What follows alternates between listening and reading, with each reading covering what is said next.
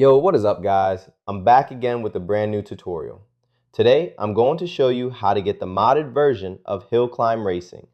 This will basically give you unlimited gems and coins in the game, which you can use to purchase anything. And don't worry, it's completely safe. I've been using it for a while now. I have a bunch of options right here, such as all cars unlocked, unlimited coins and gems, always win races, max vehicle upgrades, and much more. The first thing you want to do is grab your iOS or Android device.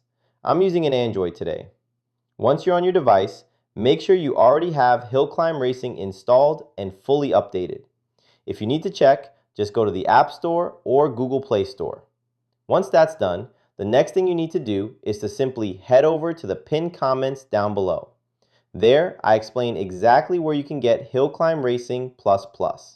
So, just head over to the pinned comments, leave a like if this method worked for you at the end, and that's it.